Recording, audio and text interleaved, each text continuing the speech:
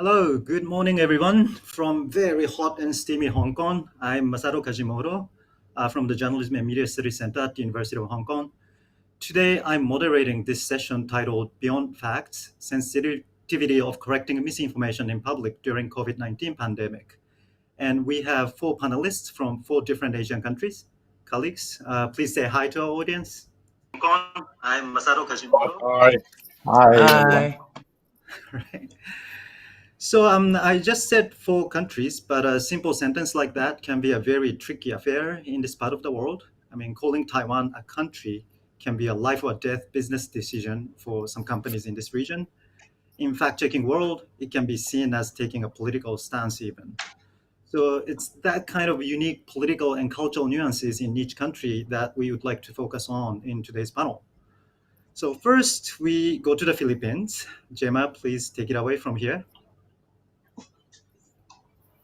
Hi, good morning. I'm Gemma Mendoza, head for research here at Rappler. So, from the Philippines, and at the moment, just a big background, just as a background, the Philippines now has 31,825 COVID-19 cases. It is possible there are more because there is no real testing strategy, and there's really a huge backlog in the testing. Compared with other countries, we lag behind in terms of testing numbers, and we haven't flattened the curve. Yesterday, we registered a record of 1,150 single-day rise in COVID-19 cases. Now, when it comes to fact-checking, we have FactCheck. Rappler has fact-checked over 100 claims since related to COVID-19 around the world, and these include all sorts of claims from cures, from vaccines, from the origins of the disease.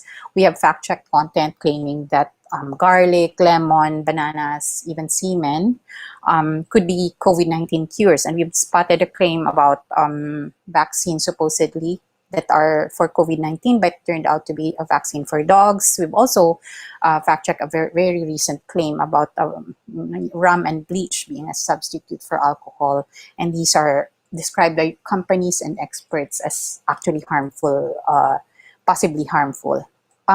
So since March, the proliferation of these false claims was used to justify inserting a provision against fake news in the Emergency Powers Act. And using this, authorities, government investigators, and local police have called in a number of citizens. They were invited for questioning for allegedly spreading false information online that could endanger public order. And to be fair, they also called in at least one top pro-administration social media influencer for questioning. But most of the those who were called in for questioning were really making not necessarily false claims, but posts that are criticizing government response. So that nuance is there.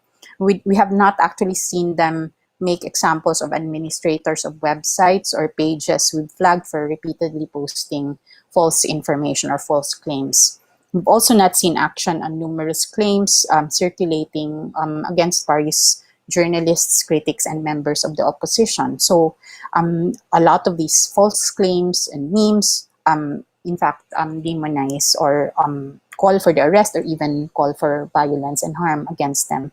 What is worrisome is that a number of the official government pages have either directly circulated or amplified pages that circulated these claims. And I'm showing here, can we show the examples, please? I'm showing examples here of this. One quote, for instance, was falsely attributed to a representative of one of the party list groups aligned with the Philippine left, and this is Sara Elago. It was a falsely attributed quote. Another false claim here is a photograph of a journalist, the former head of the National Union of Journalists of the Philippines. Supposedly, she was in the mountains and connected to a rebel group. But both claims were proven false. Elago did not say what was attributed to her. The photo of the journalist here was actually a photograph taken during a training on conflict reporting and has been debunked by many newsrooms, which publish stories about those. about this, and we've asked the police to invest we've asked the police about this, asked them to comment on this, and they said they will investigate, because like one of these false claims, if you notice, appeared to have been posted by one of the by a page that's officially managed by the police. So they said they're looking into it. We have not heard from them about it. All of these makes it very important to connect these to the to look into the political context of fact checking, and looking into what is described as fake news in the Philippines. So the current administration has been going after the press and critics even prior to the lockdown.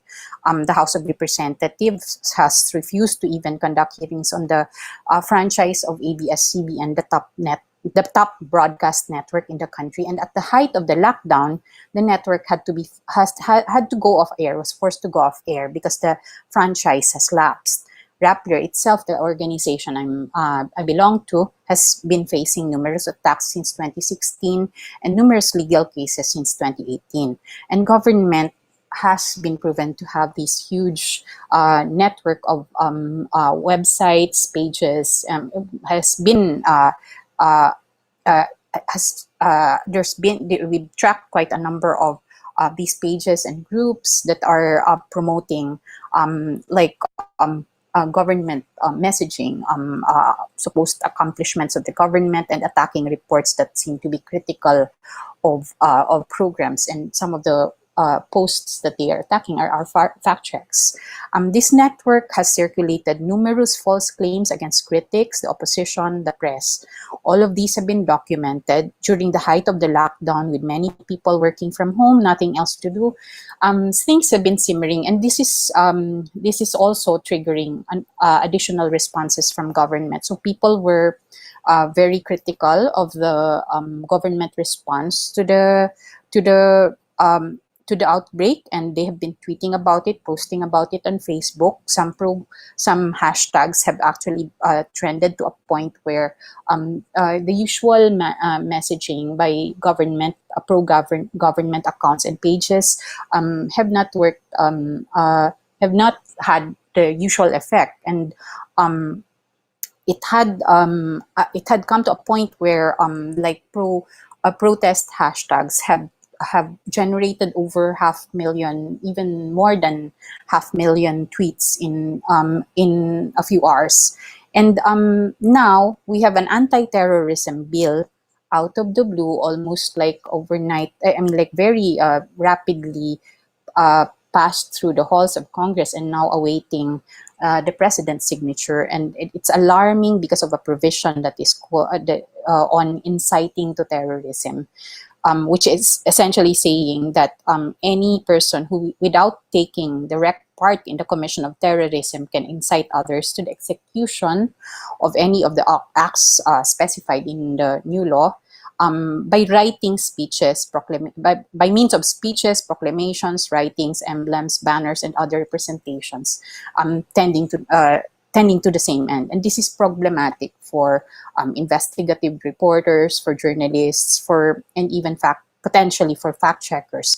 Because what is the likelihood that reports or claims or corrections to what government's lines are could be considered inciting? And we've already had instances in the past, in fact, when the palace itself accused 3 of the top investigative news organizations in the country, including us, Rappler, and Verify. So you have 2 IFCN signatories and another investigative journalism group, the Philippine Center for Investigative Journalism. They're all described to have been part of an ouster plot against the president. And this totally unsubstantiated claim came from the palace itself. And when media asked for proof, the president's spokesperson said that it comes from the president himself, and therefore you should believe this. So these are worrisome trends from our end, and I'm sorry that's not good news. So these are things that we believe fact checkers around the world and journalists around the world need to watch. All right. Well, thank you very much, Gemma. So we will now move on from political sensitivity to cultural sensitivity. So we turn to South Korea. Gahyeok, stage is yours. Yes, this is so. Thank you, Masato. My name is Gahyeok Lee. I'm happy to participate in this forum and give a talk. I work for JTBC, a Korean TV broadcast company, and I'm a leader of Team JTBC FactCheck. So before I start, I haven't used my English for quite some time, so I will read what I prepared the full script, but act very naturally, as if I'm improvising. So first, there were cases of LGBTQ community being under attack by the public, partially due to COVID-19 confirmed cases report in South Korea. For example, in May 7th, a local news in Korea reported with the title "Exclusive: COVID-19 confirmed person went to gay club at Itaewon." So can you show the first slide, please? Okay, this is the club in Itaewon, Seoul. Some of you may know that Itaewon is one of the most visited tourist spot in Seoul, with lots of bars and clubs. So the article highlighted how gays and the gay club enjoy their time. The gay and gay club is the key word of the article. So after the release, online reacted negatively toward the community with comments like the confirmed cases will grow since gays behave irresponsibly. The gay is the reason the spread of the COVID in Seoul, Itaewon. That's the online reaction after the newspaper article release. Other similar news reported followed, only highlighting the sexual identity that of LGBTQs. So, and after that, more online reactions followed without scientific or statistics evidence, such as tens of confirmed cases from Itaewon equal LGBTQ. During the time when media reports helped such hate-based accusations grow, many viewers demanded JTBC fact-check team to engage with this wrong information. So here's how we went with our report. Actually, Korean government had already prepared the prevention guidelines, which made clear that they will not release the details that can specify the confirmed individuals. So do not open the personal information unnecessarily on the news. Only when there has been cases where the confirmed had visited a certain place and the authorities were not able to confirm all visitors during that time, they disclosed the name of the place. But that does not mean that the characteristic of the place uh, specifically in relations to sexual identification is relevant, and so the government and lots of media outlets did not mention the name. Uh, in the ethics code and guideline set by Korean Association of Journalists, news outlets should not highlight the individual's preference or nor violate their human rights.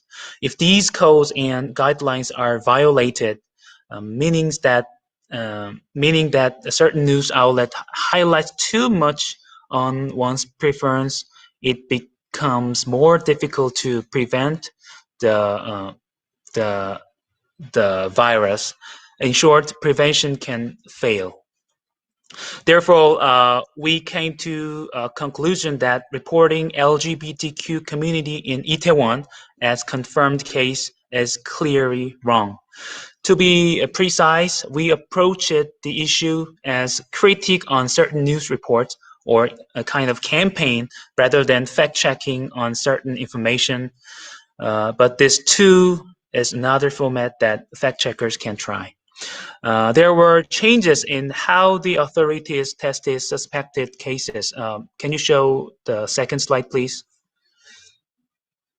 yes, those individuals can now only disclose minimal information such as their whereabouts at certain place on certain time.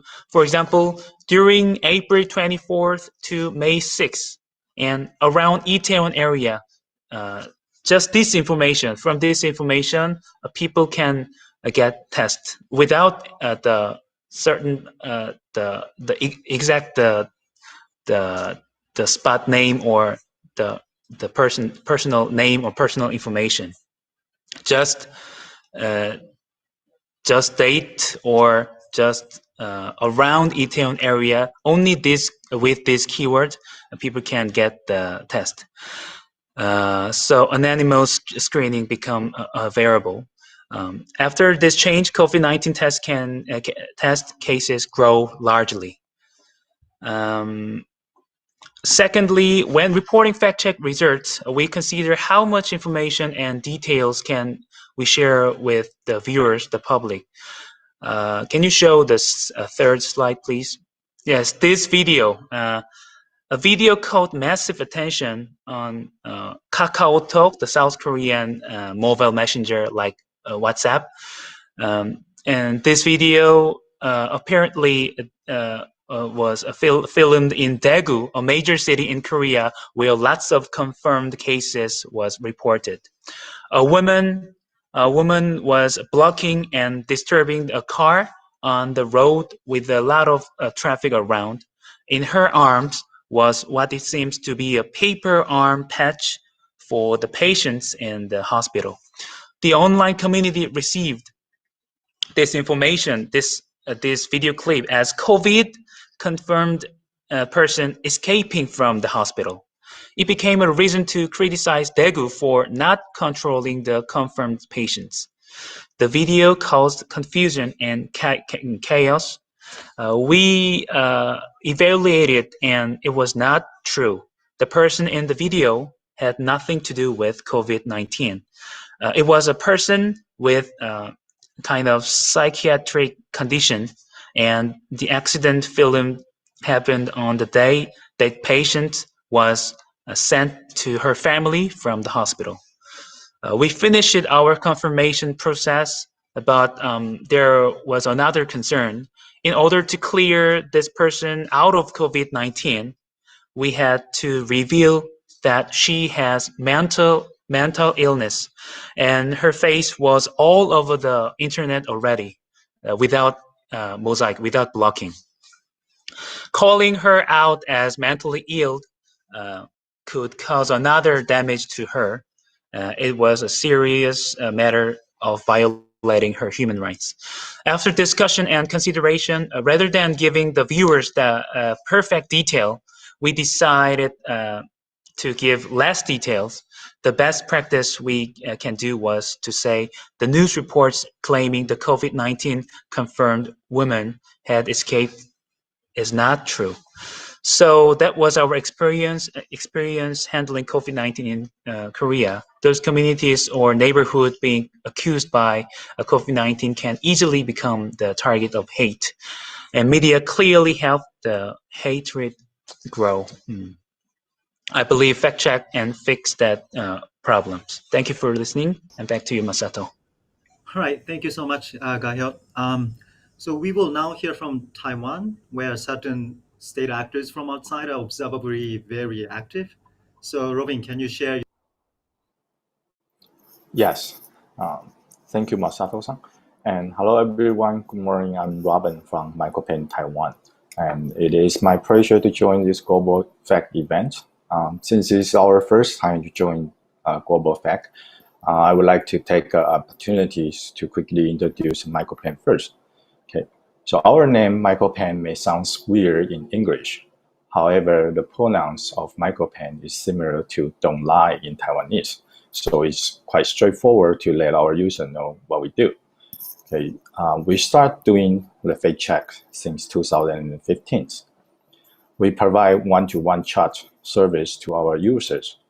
And about 1.5 years ago, we also developed our own chatbot service, allowing our users to send in message to chatbot either in text, image, or video formats.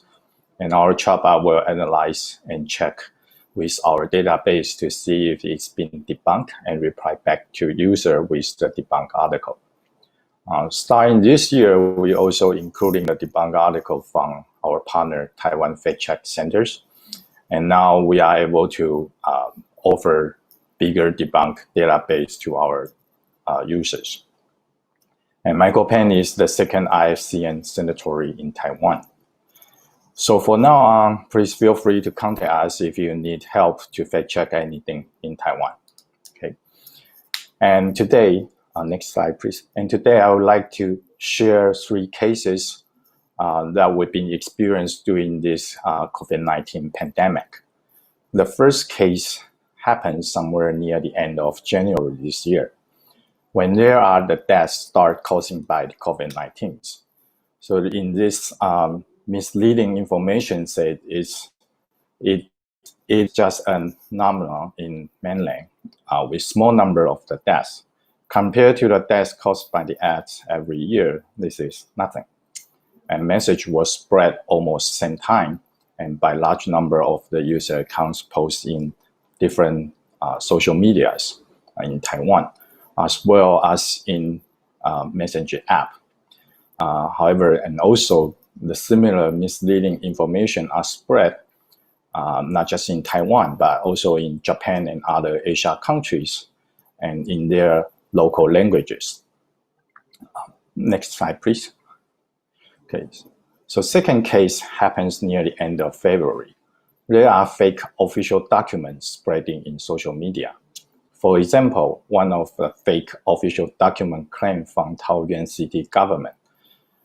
So it says the Taoyuan city will go into lockdowns. However, this fake document was first posted on Weibo, then spread in Taiwan. And there are a number of the people replied to this Weibo post, saying that they are making more fake official documents and spread into social medias in Taiwan. For example, the one showing on the right, it says Taiwan government is giving every national health insurance card holders 10 free masks, which is also fake. Now, in this case, misleading information is trying to create chaos and panic in the general public. Next slide, please. Okay. So for the third case, is also start on the Weibo and using a video clip from All Nippon News Network, which is a Japanese language, and did a misleading translation saying that COVID-19 is truly originated in US and has been treated as a flu in US. Therefore, military war game held in Wuhan was a source of the transmission. Then with the next couple of days, this misleading translation has been embedded into video and start to spread in different social media such as YouTube, Facebook. However, the original of this video, if you do translation correctly, it did not make any statement saying that the COVID-19 is originating in US. And because not all the people speak Japanese in Taiwan, so they use this Japanese news video to get people's trust, then manipulate with the translations. So those are the 3 cases I would like to share you today. And as during this pandemic time, so we noticed that there's a lot of the attack outside of the Taiwan. Okay, so the original of the misleading information, it wasn't come from inside of the Taiwan. And those, when you do the fact check, if you just fact check what's the content, then that would be probably the simplest thing because it's just true and false.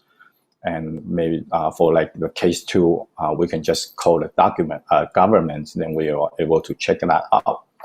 However, if you go deeper on that, then you will realize this is something probably been organized, or there's someone's trying to attack the general public in Taiwan for that.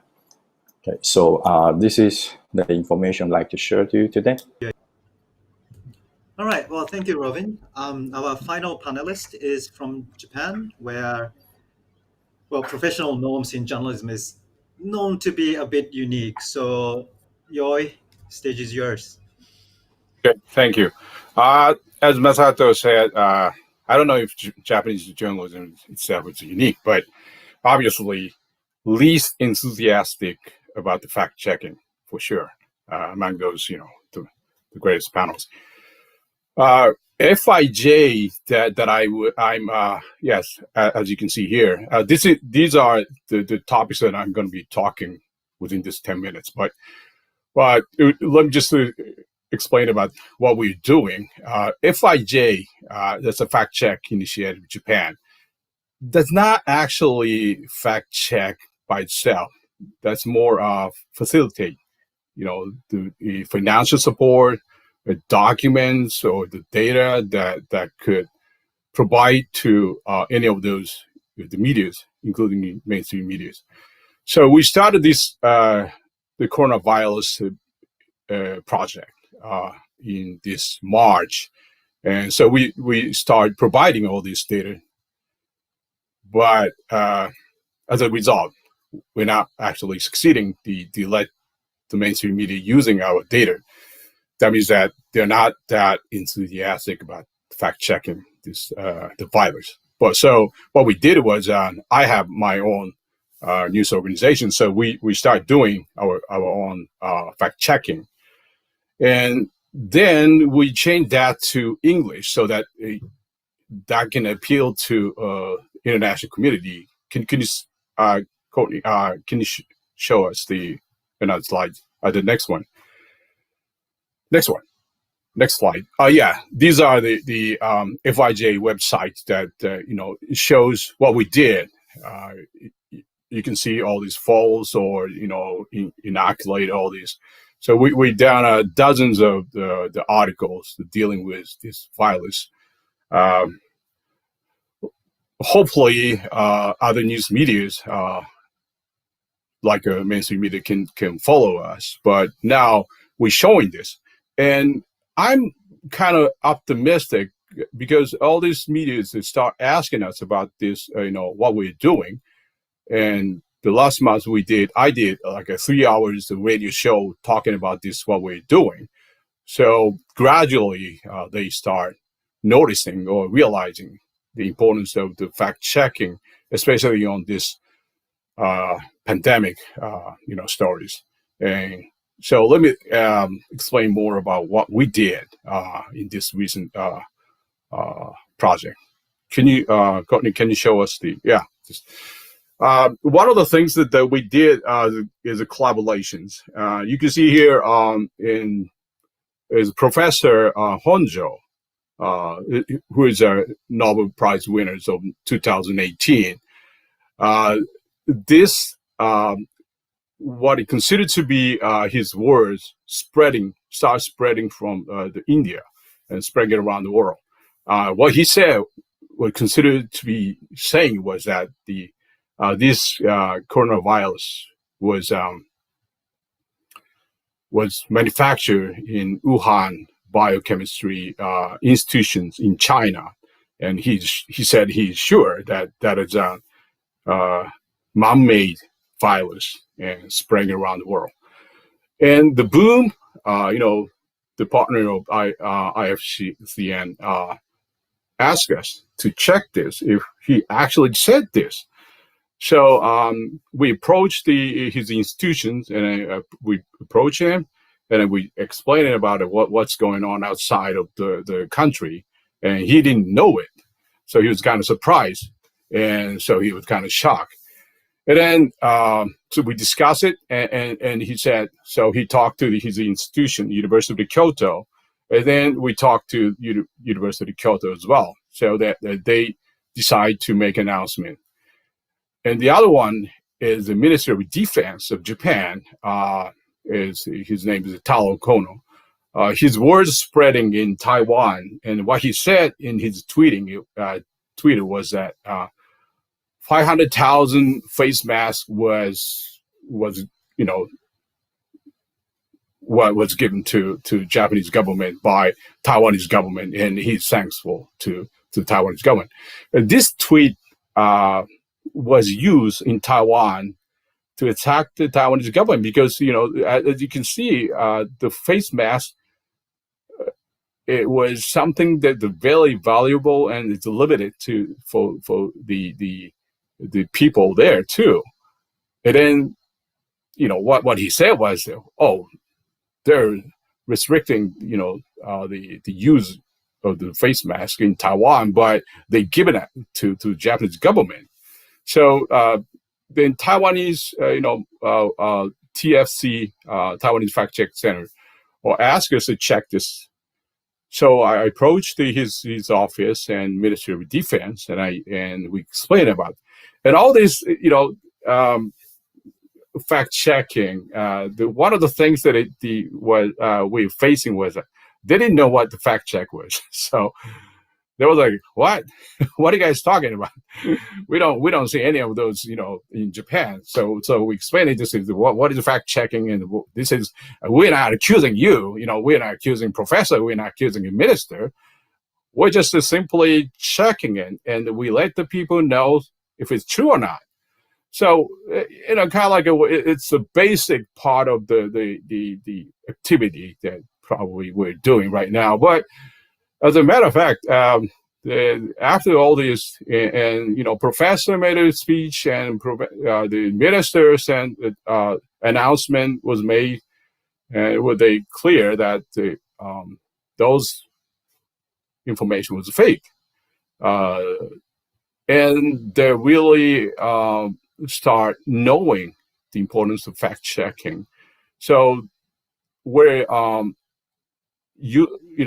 asking any of those who are participating in this conference that we would love to have all these collaborations too. And there's another problem in Japanese journalism right now is, Courtney, can you switch to the next slide? Probably about the kind of unique approach the Japanese government is doing about this coronavirus. We're limiting the number of PCR tests, and the government didn't actually explain about why they're limiting it. And then this gentleman on the slide, he's the head of the task force. He's a scientist, and he used to work for WHO too, and he is known as the man of the this anti-coronavirus task force.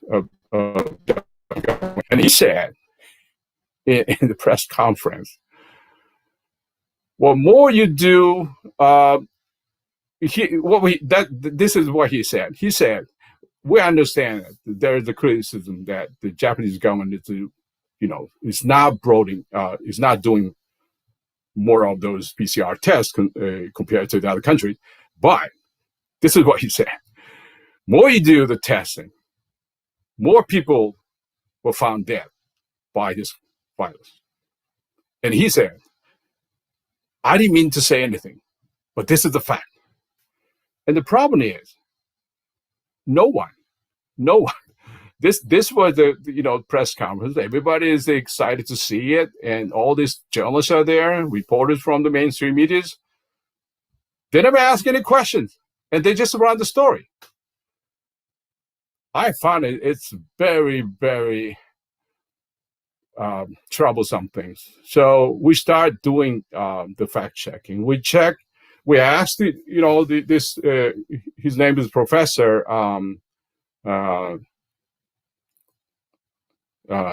Shigeru Oze, and we asked the government, and what was the document? What was the evidence? So we find out their evidence. That's the total manipulation. And we check every country, from the how many the PCR tests that the country doing, and the death numbers. Well, for example, you can easily compare South Korea and Japan, and more testing they're doing in Korea, the less people, the number of deaths. So is Taiwan. So we just check every single country, and then we tell them this is not true. And after this, we send the message to we wrote the stories, and all these journalists, even journalists, attacking us, saying you can criticize the government, but you cannot criticize individual. He is a man of science. So we say we're not criticizing anything. We're not criticizing him. We're just simply saying this is not true. So everything is kind of troublesome now in Japan too. And the other thing is Prime Minister Abe himself. He talks a lot. He does 7 times the press conference ever since this incident happened. But anytime he just said something untrue. Well, mainstream media, as well as other media, they just run the story about what he said. So anytime he does the press conference, we check his words and say, this is not true. For example, he said, okay, at the time of the emergency situations, no one can go outside of the house, and say, but Japanese government decide not to help those, financially support the people. And he said, no other country is doing this. We're doing the best. We're supporting everybody. We're supporting companies. He's right. He's supporting companies, but he's not supporting anybody. And then what he said was, no other country is doing it. That's false. So we made a statement that that's not true. So everything, okay, it's running out of time. So, but everything is confused right now in Japan. Yeah, 20 minutes to discuss things. So we are getting some questions from the audience, and the first question goes to Gemma. So other countries have already enacted anti-fake news law or are considering to implement anti-fake news law. In the Philippines, it's called Anti-Terrorism Act. But what have you learned from your experience? So that's the question. So first of all, there are 2 things. There's the anti-fake news provision, which is part of the emergency powers law that came with the supposedly to address the COVID-19 crisis, and then that's already law. Ongoing right now is the consideration of we're waiting for the signature of the president on the Anti-Terrorism Act, and we find it problematic because really the question really that we need to ask is the police really the like qualified to arbitrate truth, or like to determine what is false or what is fact. And from our experience, no, they have actually fudged statistics in the past in relation to the drug war. They have also the judgment call on who to call in and invite for questioning is dubious at best. Like, you wonder why this person was called for questioning, while you have all these other pages circulating false claims that's been fact-checked before, and they're not called for questioning. We haven't heard about anybody from those pages being called for questioning. It's this arbitrariness that is problematic, because then you can say that it can be used. It can then be used for against critics, against people that the administration doesn't like, versus and while ignoring the rest. So that's a problem that can have a chilling effect on people who just want to voice criticism, and legitimate criticism at that. All right. Anybody else want to chime in? If not, we go to the next question. This one goes to Gahyeok from South Korea. Did all journalists / media outlets respect that ethics code that you mentioned? And if not, how did the citizens reacted to that? Yes, thank you for your question. Korean journalists are a member of the Korea Journalists Association. Most journalists is a member. And the association provides ethic codes, guidelines, and they modify the guidelines regularly, annually, something like that. And the seminar, the association provide the seminar for journalists in South Korea, and especially the junior news reporter should get the training from the association about the ethic codes.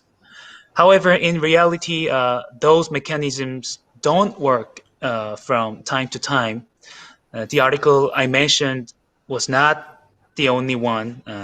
Had those discriminating reports were um, criticized by many, including my team. And civil society also raised issue with that article. So while ethics code is not mandatory, it's not the law by the government, but the journalists in South Korea try to follow the rule. Yes, and in addition, the original report with discriminating details later modified their title, the gay club and gay play, something like blah blah. They modified the original article after the civil society's criticism. So yes, that's it. Okay. I think the question here is the collegiality of different media outlets in the country, and this is a question to everyone, I guess. So in the Philippines and Taiwan, it seems like there is some sort of collaboration among different media outlets to, fight against the government or fight against, mainland China, whereas in Korea and Japan, it seems that kind of collaboration is less. And the big question in fact checking is, would you fact check other media outlets? Is Media Watch part of the fact checking? So that's always a question that, we scholars even often discuss. And Gahyeok, in your presentation, you said you are not fact checking other media outlets. You're basically critiquing their news reports. How would your colleagues react in the industry? I mean, do you see my question? Can you tell me again? I cannot understand well. Well, so the question here is, so there is an ethics code everybody should adhere to, but there are tabloids and other media outlets who kind of sort of break that code or go with very sensational news coverage. And how do you deal with that? I mean, as a media industry, we are all together in this, but at the same time, people do different things in different ways. So my question is, if that happens, how would you deal with that? Yeah. Does that make sense? Yes. Yeah. As I said, the rule in this field is not by the government law. It's just a ethic code. So when someone break the rule, we cannot do anything actually. But as a fact check journalist, we can participate in the kind of campaign, kind of cleaning the field. We can boom up the ethic code to civil society, because with ordinary people without the out of the journalism field don't know about the ethic codes. They didn't know the ethic codes is set by the association. So we can tell the people, we can tell our society, our journalists have the rule. Our journalists should follow the ethic codes. So we can make a voice to the society, whole society, including our colleague, as you said, the tabloid journalists, something like that. Yeah. Gemma, Robin, Is it a good answer?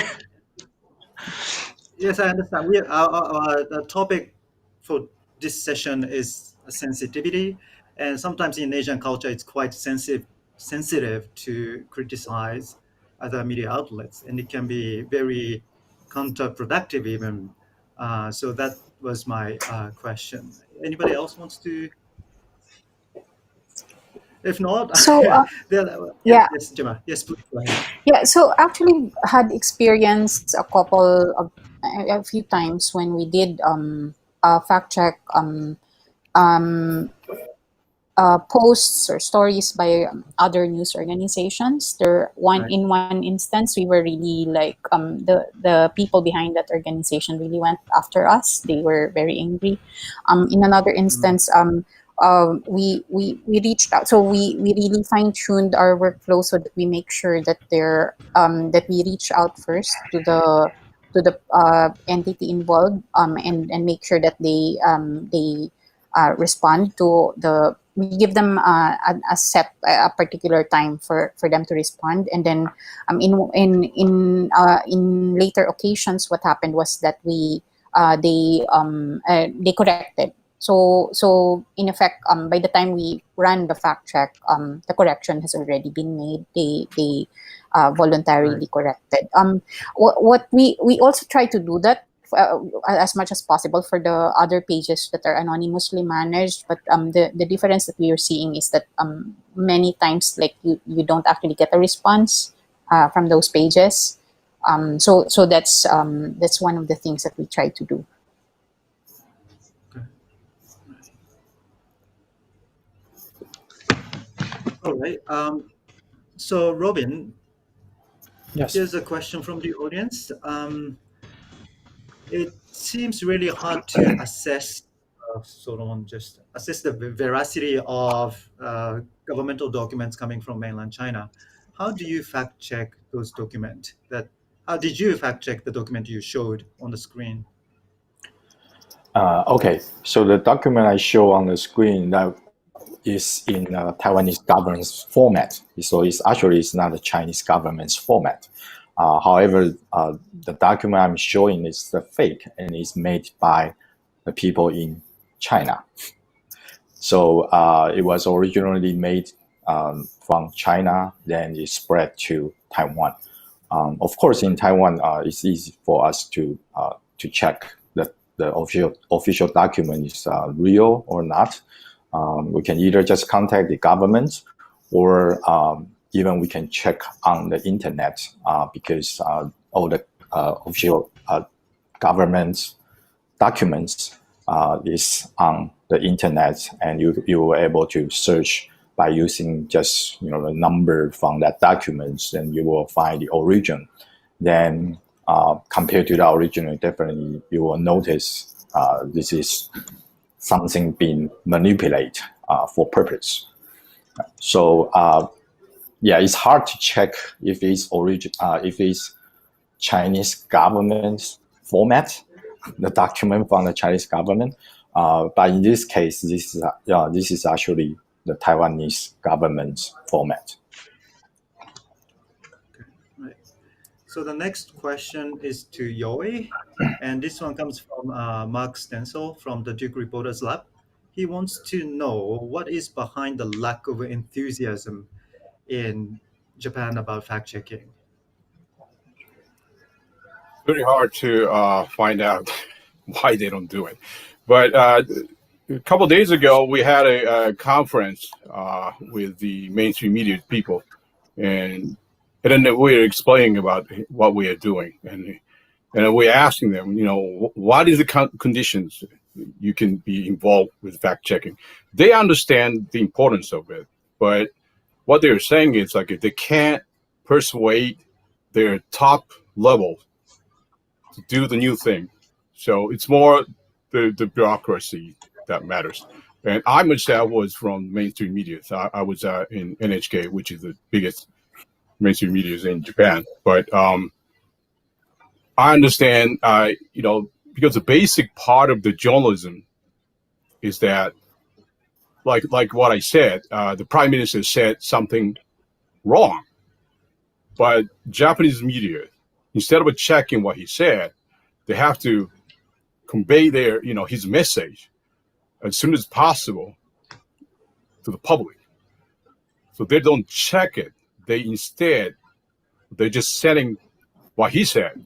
So it has to have, as Masato knows this, we have to have certain kind of the dramatic change in society of the how they see the journalism. But as I said, it's a great opportunity because 3 years ago we start this fact checking. We founded the FIJ and we start doing the fact checking, and every time we did the fact checking, that was always with the election. So to the audience and also for the media or mainstream media, especially, they see us as more politicized.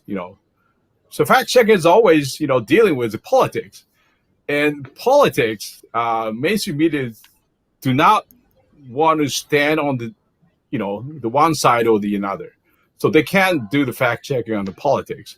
But this time, this is not a politics. This is more of the health, the matter of death. So I can see or I can sense that there the great changing, and of course, when I did the radio story, I explained about IFCN, the global fact, and it was so we explained that Japan is far behind the rest of the country.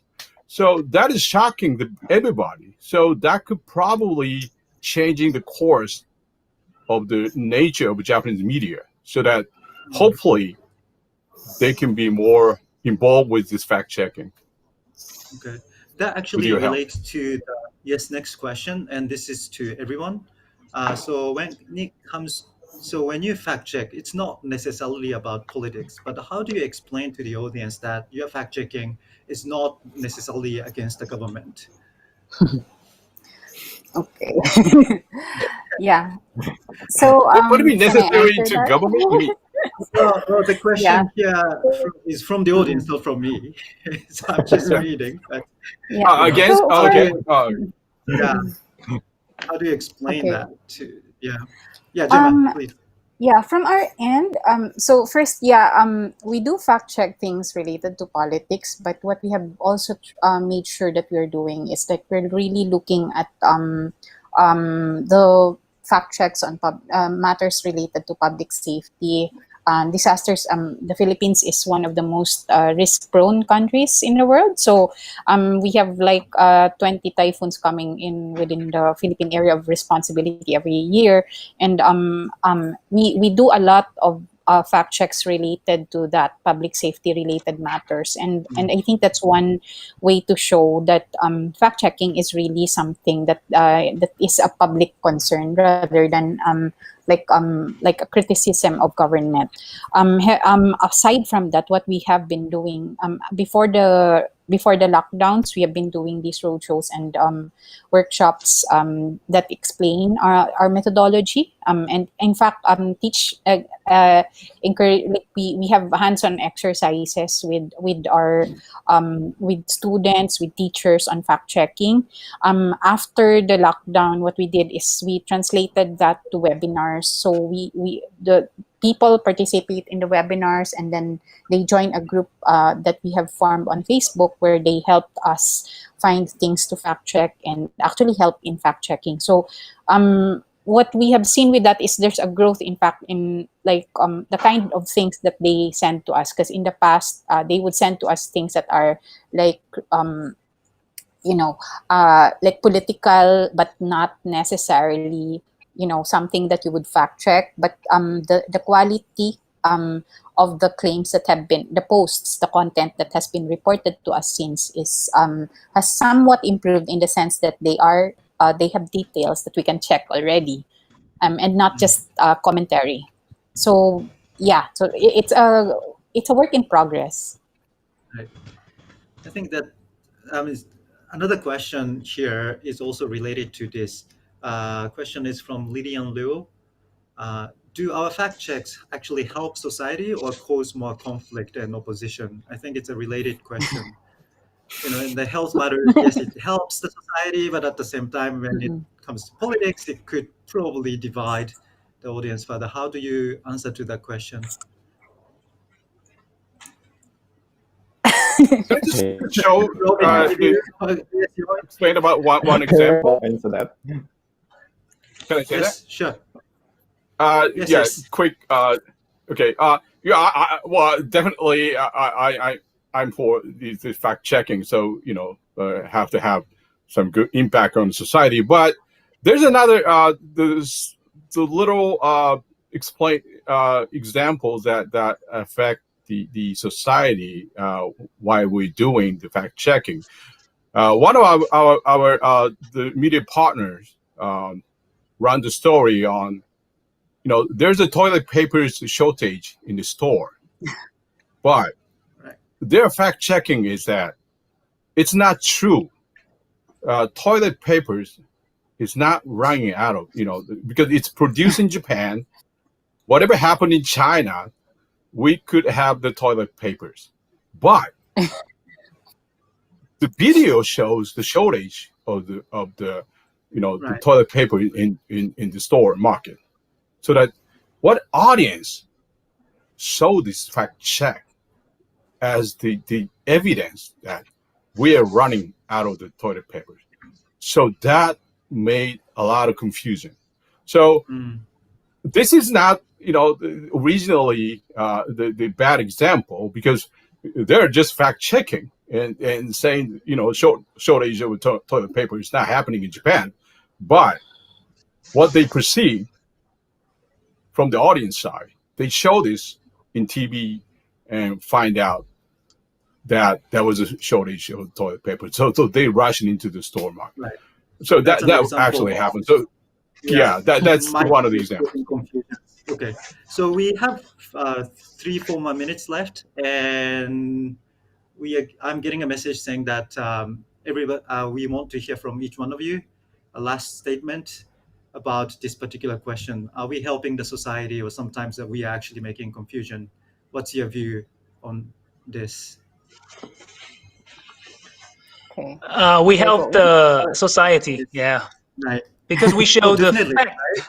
Yeah, we show the fact to the society, because a lot of news consumers or the general public do not have enough time to get the fact, and do not have enough time to try to find the fact.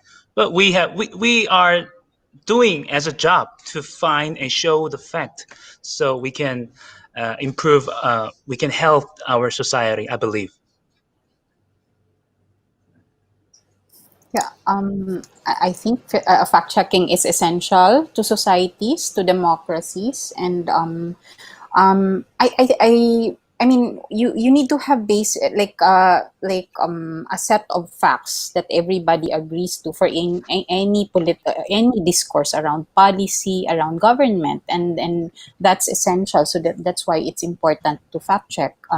I think what just needs to happen is that we also need to extend a bit and then start explaining how we do it, and really even in the approach also of delivery of the fact check. Sometimes what I do in fact for people I know is that I message them very respectfully and then tell them, oh, hey, this is wrong, this has been fact checked. So it's rather than calling it out there, and which is very Asian. In fact, you're already affecting people's and then they'll likely respond negatively. So yeah. Robin? Yeah, I think definitely the fact check is helping the society. However, that probably at the beginnings, people have difficulty accept what's the fact, because it's maybe completely different than what they have in mind. But in the long run, people will start to look at what exactly the fact, and they will start to thinking this is something I should believe on, and later on they were able to decide it on their own. This is something I would just look at as personal opinions, or any kind of the things. They would just think over with their mind. So overall, in the general public, I think yes, FactCheck is really helping the societies there. Okay. All right. Thanks. Well, it's 11 o'clock, and there will be a next session, so we have to end here. Can I say one thing? One thing. Sorry, Japanese government. Quickly. Japanese government trying to approach us to do the fact checking for them, but we deny. We rejected their approach. But I think these kind of things would happen to everybody. Government is trying to manipulate the fact checking, so we have to be tough and we have to be careful with how to deal with the government. Thank you. All right. With that, well, thank you very much for all of you and also for the audience. All right. Have a good day. Bye. Thank you. Okay, Thank you. Thank you, Masato. Bye. Bye.